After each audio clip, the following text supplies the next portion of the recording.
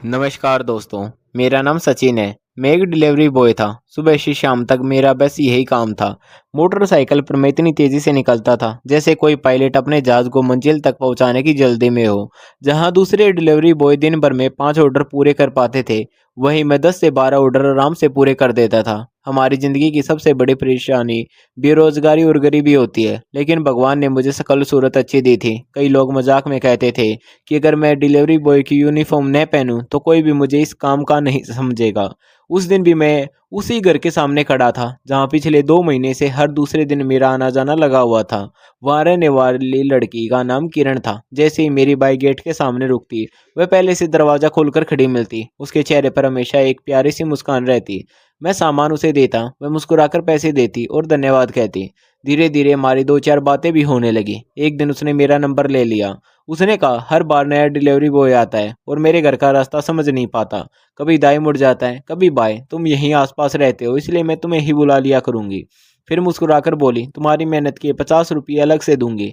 मैंने बेचते हुए हामी भर दी, क्योंकि उसका घर मेरे इलाके में ही था और मुझे भी सुविधा हो जाती थी। समय बीतने लगा। कभी पिज्ज़ा, कभी बर्गर, कभी किराने का सामान मैं ही पहुंचाने लगा। अब वह मुझसे खुलकर बातें भी कर लेती थी। उसकी बातों में अपनापन था और मेरे मन में भी उसके लिए एक अलग सी जगह बनने लगी थी। हालांकि मैं हमेशा खुद को समझाता कि वह अच्छे घर की लड़की है और मैं एक साधारण डिलीवरी बॉय। हमारे बीच कोई तुलना नहीं हो सकती, लेकिन दिल तरक का कहाँ मानता है। एक रात करीब 1 बजे मैं घर पहुंचा था। ठंड बहुत थी। खाना खाकर बरामदे में चारपाई पर रजाई ओढ़कर बैठा ही था। छोटी बहन से चाय बनवाई और गर्म चाय की चुस्कियां ले रहा था कि तभी किरण का फोन आ गया।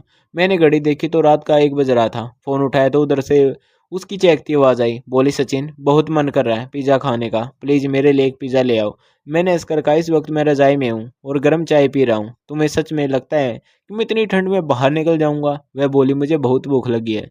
घर में दाल बनी थी जो मुझे बिल्कुल पसंद नहीं। सुबह के बाद से कुछ ढंग का नहीं खाया, प्लीज़ मना मत करना। मैंने मजाक में कहा, 1 लाख रुपये दोगी तब भी नहीं आऊंगा। वह खिलखिलाकर हंस पड़ी। बोली, अच्छा 200 ले लेना। फिर बोली 300, फिर 500। आखिर मैंने मुस्कुराकर कहा, अच्छा ठीक है, आता हूँ। उसने खुश होकर कहा, थैंक यू सचिन। मैंने जैकेट पहनी, बाइक उठाई और निकल पड़ा। रास्ते भर सोचता रहा कि आखिर वह हर बार मेरे आने से पहले तैयार होकर क्यों खड़ी रहती है। क्या वह सिर्फ अच्छी इंसान है या फिर मुझे लेकर उसके मन में कुछ अलग है? लेकिन अगले ही पल खुद को समझा देता कि शायद मैं बेवजह ज्यादा सोच रहा हूँ। मेरा घर बहुत साधारण था। पिताजी की छोटी सी मिठाई की दुकान थी। माँ घर संभालती थी। 3 बहनें थी और घर में सिर्फ 2 कमरे। एक में माँ पापा रहते थे और दूसरे में मेरी बहनें। मेरे हिस्से में बरामदा आया था जहाँ मेरी चारपाई लगी रहती थी। माँ ने कमेटी डालकर मेरे लिए एक पुरानी बाइक खरीदी थी और उसी से मेरी रोजी चलती थी। मैं चाहता था कि किसी तरह जिंदगी बदल जाए। शायद इसीलिए मैं हर ऑर्डर पूरी मेहनत से करता था। पिज़्ज़ा लेकर जब मैं किरण के घर पहुंचा तो काफ़ी देर तक दरवाज़ा नहीं खुला। मैंने बेल दोबारा बजाई। कुछ पल बाद दरवाज़ा खुला तो सामने एक उम्रदराज आदमी खड़ा था। उसके पीछे किरण घबराई हुई दिखाई दी। उस आदमी ने सख्त आवाज में पूछा, कौन हो तुम? मैंने कहा, जी डिलीवरी बॉय हूँ, पिज़्ज़ा लेकर आया। उसने बोहे चढ़ाकर कहा, मैंने कोई पिज़्ज़ा नहीं मंगवाया। मैंने एक नज़र किरण की तरफ देखा। वह धीरे से इशारे में मना कर रही थी कि उसका नाम न लूं। मैंने झट से कहा, शायद एड्रेस में गलती हो गई है। सामने वाले घर से भी पूछ चुका हूँ, वहां से मुझे यहाँ भेज दिया गया। वह आदमी बोला, ये हमारा ऑर्डर नहीं है, जाओ यहाँ से। मैंने विनती करते हुए कहा, अंकल, अगर आप ये पिज्ज़ा रख लें तो मेरे पैसे बच जाएंगे। शायद किसी ने मजाक किया है। वह कुछ पल मुझे देखता रहा, फिर बोला, कितने का है? मैंने कीमत बताई तो उसने पैसे दिए और पिज्ज़ा लेकर अंदर चला गया। मैं राहत की सांस लेकर लौटने ही वाला था कि तभी अंदर से उसकी ऊंची आवाज सुनाई दी। वह किरण से कह रहा था, शुक्र करो ये लड़का किसी और का ऑर्डर लेकर आया था। अगर मुझे पता चलता कि तुमने रात को पिज़्ज़ा मंगवाया है तो मुझे बिल्कुल अच्छा नहीं लगता। आजकल मैं देख रहा हूँ कि तुम्हारे बाहर के ऑर्डर कुछ ज़्यादा ही बढ़ गए हैं। तुम इस घर की बहू हो, घर की मर्यादा का ध्यान रखा करो। ज़रूरत से ज़्यादा किसी अजनबी से घुलना मिलना ठीक नहीं होता। अगर दोबारा ऐसा हुआ तो मैं संजय को कनाडा से बुला लूंगा और तुम्हारे मायके वालों से भी बात करूंगा। ये सुनते ही मेरे कदम वहीं रुक गए। मुझे पहली बार पता चला कि किरण शादीशुदा है। मेरे मन में जैसे किसी ने भारी पत्थर रख दिया हो। मैं चुपचाप वहां से लौट आया। अगले दिन उसका फोन आया। उसने कहा, कल रात मेरी बात छिपाने के लिए शुक्रिया। मैंने सीधा पूछा, क्या तुम शादीशुदा हो? उसने धीमी आवाज में कहा, हाँ, लेकिन मेरी जिंदगी उतनी आसान नहीं जितनी बाहर से दिखती है। मेरे पति कनाडा में नौकरी करते हैं, महीनों घर नहीं आते। यहाँ मैं अपने सास ससुर के साथ रहती हूँ। घर का हर फैसला वही करते हैं। मेरे पास अपने खर्च के लिए भी पैसे नहीं होते। मैं बच्चियों को ट्यूशन पढ़ाकर थोड़ा बहुत ही जमा कर लेती हूँ ताकि अपनी छोटी छोटी ज़रूरतें पूरी कर सकूँ। उसकी आवाज़ में उदासी साफ महसूस हो रही थी। मैंने कहा, जब भी तुम्हें किसी चीज़ की ज़रूरत हो मुझे बता देना, लेकिन ध्यान रखना कि मैं तभी आऊँगा जब घर में सब ठीक हो। उसने कुछ पल चुप रहकर कहा, पता नहीं मैंने तुमसे ये सब क्यों कह दिया। शायद इसलिए क्योंकि तुमने कभी मेरा मजाक नहीं उड़ाया। उसकी बातें मेरे दिल को छू गई। उस दिन के बाद हमारी बातों का सिलसिला पहले से थोड़ा बढ़ गया था। जब भी किरण घर में अकेली होती या किसी बात से परेशान होती तो मुझे फ़ोन कर लेती। मैं भी उसकी बातें सुनकर उसे हिम्मत देता। धीरे धीरे मुझे लगने लगा कि मैं उसकी चिंता ज़रूरत से ज़्यादा करने लगा हूँ। एक रात करीब 12 बजे उसका घबराया हुआ फ़ोन आया। उसने कहा, सचिन घर पर कोई नहीं है। मम्मी जी और पापा जी गाँव गए हैं। मुझे अकेले बहुत डर लग रहा है। अगर हो सके तो थोड़ी देर के लिए आ जाओ। मैंने पहले मना किया और कहा कि तुम्हारे घर आना ठीक नहीं होगा। अगर कोई अचानक वापस आ गया तो लोग गलत मतलब निकालेंगे। लेकिन उसकी आवाज़ इतनी डरी हुई थी। आखिर मैं उसे दिलासा देने के लिए वहाँ पहुँच गया। वह पहले से दरवाजे पर खड़ी मेरा इंतज़ार कर रही थी। मुझे देखते ही उसके चेहरे पर थोड़ी राहत दिखाई दी। उसने मुझे अंदर आने को कहा। मैं झिझक रहा था, लेकिन सिर्फ उसका डर कम करने के इरादे से अंदर चला गया। उसने मुझे ड्राइंग रूम में बैठाया और पानी लेकर आई। मैंने कहा, मुझे ज़्यादा देर नहीं रुकना चाहिए। तुम सभी दरवाजे और खिड़कियाँ अच्छी तरह बंद कर लो और आराम से सो जाओ। मैं सिर्फ ये देखने आया था कि तुम ठीक हो। तभी बाहर तेज़ बारिश शुरू हो गई। कुछ ही मिनटों में मौसम इतना ख़राब हो गया कि बाहर निकलना मुश्किल लगने लगा। बिजली की तेज़ गड़गड़ाहट से किरण फिर घबरा गई। उसने कहा, प्लीज़ थोड़ी देर रुक जाओ, बारिश रुक जाएगी तब चले जाना। मैं लगातार यही सोच रहा था कि मुझे यहाँ नहीं रुकना चाहिए, लेकिन बाहर का मौसम भी साथ नहीं दे रहा था। एक तेज बिजली चमकी तो वह डर कर मेरे बिल्कुल पास आ गई। मैंने तुरंत खुद को संभाला और उससे कहा कि घबराओ मत, सब ठीक है। मैंने उसे सोफे पर बैठाया और पानी दिया। कुछ देर बाद हम दोनों चुपचाप बैठे रहे। उस रात भावना और हालत ने हम दोनों की समझ को कमज़ोर कर दिया। हमसे एक ऐसी बड़ी गलती हो गई जिसका एहसास होते ही दोनों पूरी तरह टूट गए। कुछ देर बाद किरण की आंखों से आंसू थे और मेरे मन में गहरा पछतावा। उसने कांपती आवाज में कहा, सचिन यह नहीं होना चाहिए था। मैंने तुम्हें सिर्फ इसलिए बुलाया था क्योंकि मुझे डर लग रहा था। मैंने सिर झुका लिया और कहा, मुझसे बहुत बड़ी भूल हो गई, मुझे यहाँ आना ही नहीं चाहिए था। उसने कहा, अब जो हो गया उसे बदला तो नहीं जा सकता, लेकिन इसका बोझ शायद पूरी जिंदगी रहेगा। मैं वहां से भारी मन लेकर अपने घर लौट आया। रास्ते भर मेरे मन में यही चलता रहा कि अगर उस समय मैं थोड़ा और समझदारी से काम लेता तो शायद ये दिन कभी नहीं आता। घर पहुंचा तो माँ ने पूछा, रात कहाँ थे।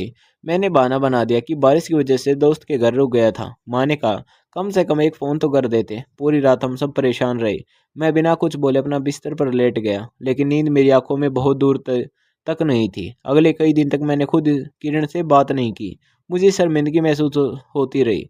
फिर एक दिन उसका फ़ोन आया। उसने धीमी आवाज़ में कहा, पता नहीं क्यों लेकिन मैं तुमसे बात किए बिना रह नहीं पा रही हूँ। मैंने उसे समझाया कि हमें उस रात की गलती को दोहराना नहीं चाहिए। उसने कहा, मैं भी जानती हूँ, लेकिन अब दिल और दिमाग की लड़ाई शुरू हो गई है। मैंने फिर कहा, किरण तुम शादीशुदा हो, हम अपनी सीमाएं समझनी होंगी। उसने जवाब दिया, शायद तुम सही कह रहे हो, लेकिन मेरी ज़िंदगी की तन्हाई ने मुझे बहुत कमज़ोर कर दिया है। उसके बाद भी हमारी बातचीत बंद नहीं हुई। मैंने कई बार उसे सिर्फ हिम्मत देने के लिए मिलता, लेकिन धीरे धीरे हम दोनों फिर भावनाओं के बहाव में बहने लगे। हर मुलाकात के बाद मेरे मन में अपराध बोध बढ़ता जाता था। मुझे महसूस होने लगा था कि यह रास्ता आखिरकार हम दोनों को मुश्किल में डाल देगा। मैं कई बार उससे दूरी बनाने की कोशिश करता, लेकिन फिर उसका एक फ़ोन मुझे वापस उसी जगह खड़ा कर देता। कुछ दिनों तक सब सामान्य दिखाई देता रहा, लेकिन मेरे भीतर बेचैनी लगातार बढ़ती जा रही थी। मैं चाहता था कि किरण से दूरी बना लूं, लेकिन हर बार उसका ख्याल मुझे फिर उसी रास्ते पर खड़ा कर देता। एक दिन अचानक उसका फ़ोन आना बंद हो गया। मैंने कई बार कॉल की, लेकिन उसने कोई जवाब नहीं दिया। मैंने संदेश भी भेजे, मगर हर बार सन्नाटा ही मिला। मेरे मन में तरह तरह के सवाल उठने लगे। कहीं घर वालों को हमारे बारे में शक तो नहीं हो गया, कहीं मैं किसी बड़ी परेशानी में तो नहीं है। कई रातें मैंने बिना ठीक से सोए गुजार दी। आखिरकार एक दिन मुझसे रहा नहीं गया। मैंने सोचा कम से कम एक बार जाकर उसकी खैरियत तो पूछ लूं। मैंने बहाना बनाया और एक पिज़्ज़ा लेकर उसके घर पहुंच गया। दरवाज़ा किरण ने ही खोला। मुझे सामने देखकर वह घबरा गई। धीमी आवाज़ में बोली, सचिन तुम यहाँ क्यों आए हो। मैंने कहा, कई दिनों से तुम्हारी कोई खबर नहीं मिली, इसलिए चिंता हो रही थी। उसने इधर उधर देखा और बोली, अभी यहाँ रुकना ठीक नहीं है, घर में सब लोग मौजूद है, तुम वापस चले जाओ। लेकिन उस समय मेरा दिल मेरी बात सुनने को तैयार नहीं था। मैं उससे सिर्फ 2 मिनट बात करना चाहता था। उसने मजबूरी में मुझे अंदर आने दिया और जल्दी से अपने कमरे की तरफ ले गई ताकि किसी की नज़र न पड़े। कमरे में पहुंचते ही उसने कहा, तुम्हें यहाँ नहीं आना चाहिए था। मैंने कहा, तुमने अचानक बात करना क्यों बंद कर दिया। उसने जवाब दिया, क्योंकि मुझे लगने लगा कि हम दोनों बहुत बड़ी गलती कर रहे हैं। अगर किसी को पता चल गया तो सब कुछ बर्बाद हो जाएगा। मैंने कहा, मैं सिर्फ इतना जानना चाहता था कि तुम ठीक हो। उसने कहा, मैं ठीक हूँ, लेकिन अब हम अपने फैसलों की कीमत समझनी होगी। हम दोनों की बातचीत अभी चल ही रही थी कि अचानक बाहर किसी के आने की आवाज़ सुनाई दी। किरण का चेहरा एकदम सफ़ेद पड़ गया। उसने खिड़की से बाहर देखा और घबरा कर बोली, लगता है संजय आ गए हैं। मेरे पैरों तले जमीन खिसक गई। उसने जल्दी से कहा, तुम पर्दे के पीछे छिप जाओ, मौका मिलते ही मैं तुम्हें बाहर निकाल दूंगी। मैं चुपचाप कमरे के कोने में खड़ा हो गया। कुछ ही पल बाद दरवाज़ा खुला और एक युवक मुस्कुराते हुए अंदर आया। उसने कहा, किरण, मेरा सरप्राइज कैसा लगा? मैं आज बिना बताए आ गया। उसकी बात सुनकर मुझे समझ आ गया कि यही उसका पति संजय है। किरण ने खुद को सामान्य दिखाने की कोशिश की और मुस्कुराकर कहा, उसका स्वागत किया। संजय ने पूछा, मम्मी पापा कहाँ हैं? उसने जवाब दिया कि वे कुछ काम से बाहर गए हैं। संजय ने कहा, अच्छा है, आज हम आराम से बैठकर बातें करेंगे। मैं पर्दे के पीछे खड़ा हर शब्द सुन रहा था। मेरे मन में पछतावा और बेचैनी दोनों बढ़ते जा रहे थे। कुछ देर बाद संजय दूसरे कमरे में चला गया। मौका मिलते ही किरण मेरे पास आई और बोली, सचिन, अब एक पल भी मत रुको। पिछला दरवाजा खुला है, वहीं से निकल जाओ। मैंने उससे कहा, अपना ध्यान रखना और किसी मुसीबत में मत पड़ना। उसने सिर्फ इतना कहा, अभी यहाँ से चले जाओ। मैं बिना कोई आवाज़ किए पीछे के रास्ते से बाहर निकल आया। उस दिन पहली बार मुझे महसूस हुआ कि मैं जिस रास्ते पर चल पड़ा हूँ उसका अंत सिर्फ परेशानी है। इसके बाद किरण ने मुझसे लगभग सारी बातचीत बंद कर दी। उसने शायद तय कर लिया था कि वह अपनी ज़िंदगी संभालना चाहती है, लेकिन मैं खुद को समझा नहीं पा रहा था। मैं उसे लगातार संदेश भेजता रहा, कभी जवाब नहीं आया। मेरे मन में बेचैनी इतनी बढ़ गई कि मैं काम पर भी ठीक से ध्यान नहीं दे पा रहा था। मेरे लिए अब पीछे लौटना आसान नहीं था। मैंने कई बार खुद को समझाया कि मुझे अपनी ज़िंदगी पर ध्यान देना चाहिए, लेकिन दिल हर बार किरण की तरफ खींच जाता। एक दिन मैंने सोचा कि आखिरी बार उसे मिलकर सारी बातें साफ कर दूंगा और फिर हमेशा के लिए उससे दूर हो जाऊंगा। मैं उसके घर पहुंचा तो उसने दरवाज़ा खोला। मुझे देखते ही वह परेशान हो गई। उसने कहा, सचिन, तुम्हें यहाँ नहीं आना चाहिए था। मैंने कहा, बस 2 मिनट बात करनी है, फिर मैं कभी तुम्हारे सामने नहीं आऊँगा। उसने मुझे जल्दी से अंदर बुलाया ताकि बाहर खड़े होकर कोई हमें देख न ले। वह लगातार यही कहती रही कि अब सब खत्म हो चुका है और हमें अपनी अपने ज़िंदगी में लौट जाना चाहिए। मैं भी यही चाहता था, लेकिन मन की उलझन मुझे शांत नहीं रहने दे रही थी। तभी अचानक कमरे का दरवाज़ा खुल गया। सामने उसके ससुर खड़े थे। कुछ ही क्षणों में घर का माहौल बदल गया। उन्होंने मुझे देखकर जोर से आवाज़ लगाई। शोर सुनकर घर के दूसरे लोग भी वहां आ गए। किसी को मेरी बात सुनने की फुर्सत नहीं थी। सबने यही मान लिया कि मैं गलत इरादे से घर में घुसा हूँ। मैंने बहुत समझाने की कोशिश की कि मैं सिर्फ बात करने आया था, लेकिन किसी ने मेरी बात पर भरोसा नहीं किया। थोड़ी ही देर में संजय भी वहां पहुंच गया। उसने गुस्से में मुझसे सवाल किया। मैंने सच बताने की कोशिश की, लेकिन हालात मेरे खिलाफ जा चुके थे। सबसे बड़ा झटका तब लगा जब किरण ने भी डर और दबाव में मुझसे किसी भी तरह के रिश्ते से इनकार कर दिया। उसने कहा कि यह लड़का मुझे परेशान कर रहा था और कई दिनों से मेरे पीछे पड़ा हुआ था। उसकी बात सुनकर मेरे पैरों तले जमीन खिसक गई। मैं बार बार कहता रहा कि सच्चाई कुछ और है, लेकिन उस समय मेरी आवाज़ सुनने वाला कोई नहीं था। मामला पुलिस तक पहुंच गया। जांच हुई और परिस्थिति ऐसी बन गई कि मुझे भी अपनी गलतियों की कीमत चुकानी पड़ी। जेल की सलाखों के पीछे बैठकर मैंने पहली बार अपनी पूरी जिंदगी को पीछे मुड़कर देखा। मुझे एहसास हुआ कि अगर मैंने शुरुआत में ही सही फैसला लिया होता तो शायद आज ये दिन कभी नहीं देखना पड़ता। मेरे बूढ़े माँ बाप पुलिस थाने और अदालतों के चक्कर लगाते रहे। उन्होंने अपनी जमा पूंजी मेरे मामले में लगा दी। जब भी उनसे मिलने का समय मिलता और मैं उन्हें देखता तो खुद से नजरें नहीं मिला पाता था। मुझे सबसे ज़्यादा दुख इस बात का था कि मेरी ये गलत पसंद और गलत फैसले की सज़ा पूरे परिवार को भुगतनी पड़ी। मैंने वहीं बैठकर यह भी समझा कि किसी एक इंसान की चालाकी या झूठ के आधार पर पूरे स्त्री या पुरुष समाज के बारे में फैसला करना सही नहीं होता। दुनिया में अच्छे और बुरे दोनों तरह के लोग होते हैं। उस घटना में मेरी भी बड़ी गलती थी, क्योंकि मुझे शुरुआत में इसी माँओं का सम्मान करना चाहिए था। अगर किसी का रिश्ता पहले से है तो उससे दूरी बनाए रखना ही समझदारी है। भावनाओं में बहकर किया लिया गया एक फैसला कई जिंदगियां बदल सकता है। आज जब मैं अपनी कहानी सुनाता हूँ तो किसी को दोष देने के लिए नहीं, बल्कि लोगों को सावधान करने के लिए सुनाता हूँ। अगर कभी आपकी ज़िंदगी में भी ऐसा कोई मौका आए जहाँ दिल और सही गलत की लड़ाई हो, तो हमेशा सही रास्ता चुनिए। कुछ पल की भावनाएं खत्म हो जाती हैं, लेकिन उनके नतीजे कई साल तक इंसान का पीछा नहीं छोड़ते। यही मेरी ज़िंदगी का सबसे बड़ा सबक है। अगर मेरी कहानी से किसी एक इंसान को भी सही समय पर सही फैसला लेने की प्रेरणा मिल जाए, तो मुझे लगेगा कि मेरी गलती से निकला यह सबक बेकार नहीं गया। दोस्तों, अगर आपको ये कहानी पसंद आई हो तो इसे अपने दोस्तों के साथ ज़रूर साझा करें। फिर मिलेंगे एक नई कहानी और एक नए अनुभव के साथ। धन्यवाद दोस्तों। और आपको हमारी कहानी कैसी लगी हमको कमेंट में बताना मत भूलना। धन्यवाद दोस्तों।